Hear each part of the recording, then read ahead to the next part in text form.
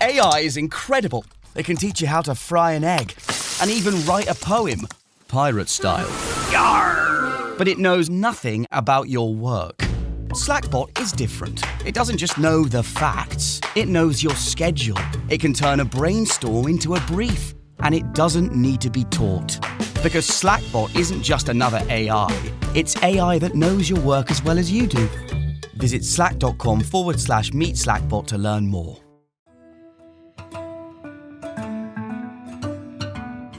For the News and Observer, I'm Dawn Vaughan, Capitol Bureau Chief and host of Under the Dome.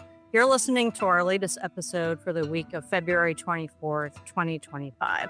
I'm joined today by my politics team colleague at The Ledge, Avi Bajpai, and business and technology reporter, Brian Gordon. Brian, thanks for joining us today. Yeah, thanks for having me, Dawn. We're going to talk about lawsuits and power, the snow pushing back budget work, Stein wanting to freeze tax cuts, and cryptocurrency and Bitcoin, which is why we have Brian on today's episode. And he knows a lot more about this than us and maybe some lawmakers. So if you're listening, hopefully you'll learn something today. Brian, let's start right off the bat with you. New House Speaker Destin Hall, Republican.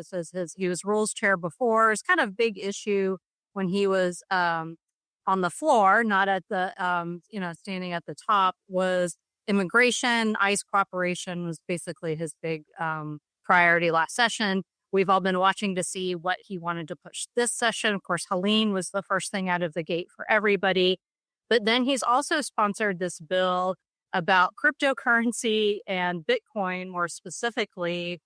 And a lot of people don't know what exactly that is, why the state government should be involved, how this affects taxpayers. So explain to any people that don't know, first of all, what really is cryptocurrency, and then we'll talk about the proposed legislation. Yeah. And I often kind of need some of the building blocks too. And so simply put, cryptocurrency is a decentralized digital asset. So the way that we have the US dollar, which can be digital and increasingly is, but could also be physical cash and coins. This is purely digital. And whereas the US dollar is centralized by the US government, cryptocurrency is decentralized, so not controlled by any one government. And for the purpose of this bill, the cryptocurrency, and there are many, many, many, from silly to very lucrative. The only one that qualifies for the purposes of this bill is Bitcoin, which is probably the one most people are familiar with. So what's Bitcoin? So Bitcoin was started, I believe, around 2009, and it is a decentralized digital asset that people could use for transactions. It has a digital ledger called a blockchain to help with security. And while there are people who kind of see it as having that utility of a currency, really its purpose has been as a commodity asset, similar to gold, and that people invested it hoping the price will go up. And while there's been a lot of volatility, it is pretty close to its all-time high right now. And in the past year, especially since the election, has done very well. I think people's questions is that there's nothing actually tangible to it, right? Where gold, it's obviously tangible. Currency is tangible. Yeah. It's all digital, nothing you can put in your hand.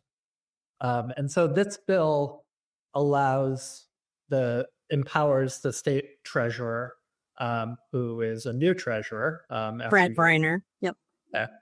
To invest up to 10% of a whole list of state public funds, retirement funds, insurance funds, firefighter funds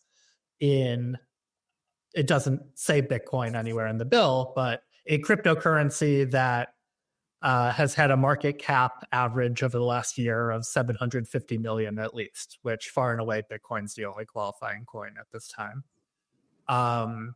And another stipulation of the bill that makes it a little different is you could buy Bitcoin directly, like you, me, anyone. This bill says that the treasurer isn't able to buy cryptocurrency directly, but would have to go through a regulated exchange fund, so an ETF, which are pretty new. For example, Fidelity offers one, but Vanguard still doesn't. Maybe that would change over time, but that's just a little bit of a different thing too. So the treasurer wouldn't be buying directly into Bitcoin. He would be enabled to buy ETFs, which track Bitcoin. So what's the risk involved to the state? Yeah, I mean, all investments have some volatility, and Bitcoin has been, very volatile. Booms and busts over time. Again, right now we're definitely in a boom, especially tied into Donald Trump's championing of cryptocurrencies and Bitcoin. I think it had been doing pretty well in the year, and then after November, it's really done well year over year. But we all maybe remember there was the Sam Bankman-Fried and SBF controversy a year or two ago now. And so right after that, it was cryptocurrencies were really struggling. And if you look at its chart, again, everything has booms and busts, but this one's, the swings are more volatile. People could see that as cause for concern, especially because this is a new just whole idea of how money can exist. I spoke to Dan Spooler yesterday. He is from North Carolina, and he is with the National Blockchain Initiative, which helped kind of get this bill and similar bills in other states through. And I asked him about the volatility, and he said volatility isn't necessarily a bad thing because it means it could go up more, which is obviously a positive way to look at it. But I think and of course he's vested in Bitcoin as well, but he believes in the long-term play of investing in this. Whenever any legislation comes up that involves money, people always want to know, well, who's actually making money off of this? So who's making money off of this? Are lobbyists making money off of it? They hope the state is going to make money off of this? Yeah, I'm not sure. I think the lobbyists from the National and the North Carolina Blockchain Initiative, there is a zealotry around cryptocurrency, and without judgment, I say that they're just there are believers and backers, and because all money, it's built on faith, and so they are true believers and backers, and they believe in this either for their financial reasons and or because the philosophy behind having a decentralized currency independent of government oversight really appeals to them. But yeah, I think this has been really championed, I'll use that word again, by people who believe in Bitcoin. And then their arguments for the people like us who maybe don't know Bitcoin or don't personally care as much is no, in the long run, this can make the state pension fund good returns. Is there a partisan divide at all? Because, Speaker Hall's Republican, Trump obviously is Republican, or is that just, the two prominent people that are talking about it in our work? Yeah, I think, and so North Carolina is not an outlier in this bill. I haven't looked at other states' bills to see how it differs from ours, but in researching this story, there's 20 other states have proposed similar legislation or some sort of public pension fund investing in cryptocurrencies. One or two states, I think Michigan and another one have, Wisconsin being the other, have actually allow it at this time. Yeah, it's been a Republican propelled cause of late. Donald Trump getting behind this idea of a Bitcoin national reserve. But I saw in Maryland, for example, it was a Democratic state representative proposed their cryptocurrency investing bill. And I just happened to be talking for a different story to Governor Josh Stein last week, shortly after this Bitcoin bill was filed. And I asked him about it, and he expressed general support for it. He said, it doesn't mandate that we put any money in Bitcoin, but if it lets us get higher returns and gives the state treasurer more flexibility, sure. Avi, what do you think quickly before the break of what kind of headwinds this is going to face at the legislature? And you were the General Assembly But really, like, I think the only voting session, earlier this past week, and Senate Leader Berger got a question about it. Yeah, it's interesting, as Brian notes, that, Governor Stein has expressed some openness to it or general support for it. Senate Leader Phil Berger was asked about it. There was a voting session on Tuesday, and he took questions afterwards. And he said he doesn't know enough about this issue to say whether right now it's a good idea, in his words, or a bad idea. He's going to study it more. So, yeah, it's interesting to hear him say that. And, we'll follow this and see, it's obviously when it's being sponsored by the Speaker of the House, then it's, it's going to have support. It's going to move forward. So it'll be interesting to see how it's received in the Senate. Okay. We're going to take a quick break, and when we come back, we'll talk more with Brian and Avi about technology and the legislature, more about Stein and Trump, and then our picks for headliner of the week. We'll be right back. Get in the game with the college-branded Venmo debit card. Wreck your team with every tap and earn up to 5% cash back with Venmo Stash, a new rewards program from Venmo.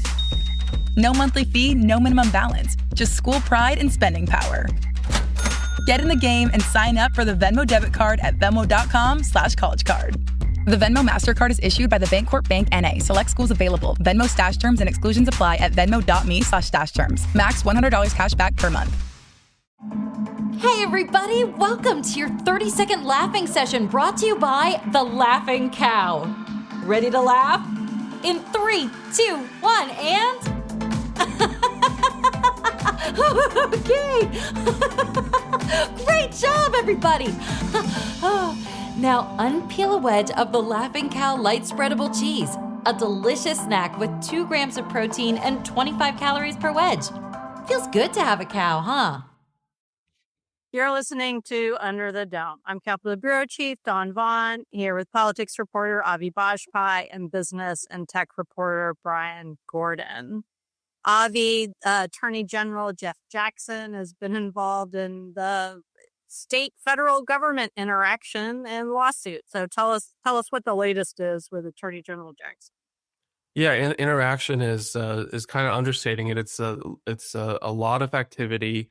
The Trump administration has moved really fast. I heard today that the president has signed 73 executive orders in a month, and Democratic attorneys general across the country, including our Attorney General Jeff Jackson, have moved just as quickly to challenge these policies, these EOs in court. And oftentimes judges have ruled also pretty quickly to temporarily stop them, block them. So the legislature has noticed that, and there's been a bill filed in both chambers that specifically would basically prevent Jeff Jackson from being able to participate in any legal action that seeks to invalidate one of Trump's executive orders. That's what it specifically targets. And, Senate Leader Phil Berger weighed in on this last week, or maybe the week before. And this week that this episode is going to be out, as you mentioned, all kind of legislative business moved over a week because of the snow. So that bill is moving forward in a House committee. So it's something to watch because, obviously there was the big controversial power shift bill in November and December of last year, but that's not the sort of controversy over this whole issue is not over. So something to keep watching. I feel like whenever we talk to Senate Leader Berger about, I don't know, we talk about 10 minutes, the press corps does after Senate sessions. And there's usually some question where we learn that Berger is unhappy with both the current Attorney General and the past Attorney General, who are both Democrats in that intersection. So we'll see if that moves. Of course, the past Attorney General is the current governor, Josh Stein. I just want to mention some more news. Trump appointed Stein to co-chair the Council of Governors with Virginia Governor Glenn Youngkin. Other governors on it are DeSantis, Kemp, Landry, Moore, Whitmer, Hochul, if I'm saying that right, New York governor, Shapiro and McMaster. And this isn't a new thing. It's already been established for a while. But Stein's role on that, one thing that's part of it is that it's the state-federal partnerships, including disaster response. So I'm sure Helene recovery is part of that. As we talked about, the snow postponed everything this week or most of the week at the legislature. So if you're listening to this on Monday, which you can expect, the House plans to vote on its part one of its Helene recovery bill. The Senate will probably have their own version, or they'll go over there and, not concur, or they might conference it. The other big thing is lots and lots of committees, joint appropriations. That's the budget for every subcommittee too. This budget process is actually starting for real. It'll be general overviews and then specifics for what each of these committees are going to be tasked to do. Another bill we should mention, and that could end up being part of the budget fight because it was part of the previous budget fight among Republicans themselves, is money for NC innovation. So, Brian, you wrote about the latest on that. If you can quickly share what's going on with NC Innovation and the bill. Yeah, simply put, NC Innovation, new nonprofit that seeks to help university research projects bridge the so-called valley of death and take their promising concepts and turn them into revenue-generating businesses. That nonprofit received $500 million over the past few years. In state funds, and now a new bill filed recently seeks to claw back that $500 million. And the sponsors have some power, but it's not like it's a Speaker Hall bill or, these several big budget chairs. Avi, did you want to note about one of the sponsors, Representative Harry Warren? Yeah, it is. We should note that Representative Warren, aside from the issues that he works on, is the House Majority Caucus Joint Liaison. So he is the House Republican Caucus's kind of point person for liaising with the Senate Republican Caucus. So that's interesting. The fact that he's leading the effort on this bill. Just some insight into how those talks might go down. Mm-hmm. And that could be another factor in the budget bill, along with unemployment insurance or the unemployment benefits amount, which is Julia Howard's recent issue as finance chair. And she's a sponsor on the NC Innovation bill, right, Brian? I think it was Warren, Howard. I'm trying to think of who else. Johnson. Yeah. Okay. Yeah, I think just what's interesting is federal level, we're talking so much about research funding, and it's pitting conservatives and liberals, Republicans versus Democrats. And this at the state level also involves research funding, but it's very much an intra-Republican debate, passed with Republican support. But now a group of Republican legislators are trying to pull it back. Just because they're the same political party doesn't mean they agree on everything. That's for sure, especially when it comes to House versus Senate on some things. All right, let's move on to our picks for headliner of the week. Brian, I'll stick with you. What's your headliner?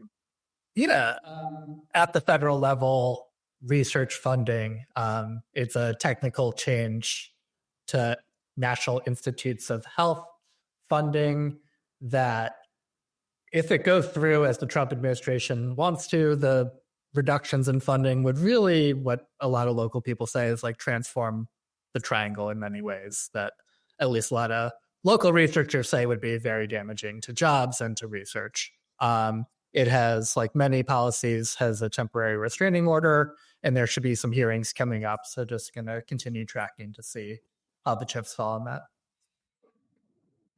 Okay. Avi, what is your headliner? So there's been a lot of news on the international front. Again, the Trump administration has been moving pretty quickly, dispatching its diplomats and foreign policy representatives to try to initiate talks to draw down the war in Ukraine. And some pretty controversial comments from President Trump about the Ukrainian president, Zelensky. And, we've been watching, in our case in North Carolina, Senator Tom Tillis, he's coming up on reelection. He has a reelection campaign coming up next year, and he's been really, really supportive, prominently supportive of the administration and their cabinet nominees. But that doesn't always mean that, senators are 100% on the same page, have the exact same opinion. So it was really noteworthy this week, or last week, I should say, that, in light of what Trump was saying about Zelensky, that Senator Tillis had some pretty strong words. He said that there is no more equivalency between Vladimir Putin and President Zelensky. He called Putin evil and said he has to be stopped. He also called Putin a murderous dictator who started the war. That was a controversy over, Trump's comments over how the war started. So, again, something interesting to watch as we move forward. I think U.S. Senator Tillis is going to be maybe the most interesting, North Carolina politician to watch this year, of how things are going to play out. But it is only, February. So, and I'll segue that into my headliner. That I have to talk about the snow. Again, we're we really wanted it when we didn't have any. Now, it's enough. That's great. Thanks. We're all set. In my opinion, we're already, at the end of February now. So let's move on to March and spring and March Madness and everything else. So I'm ready for that.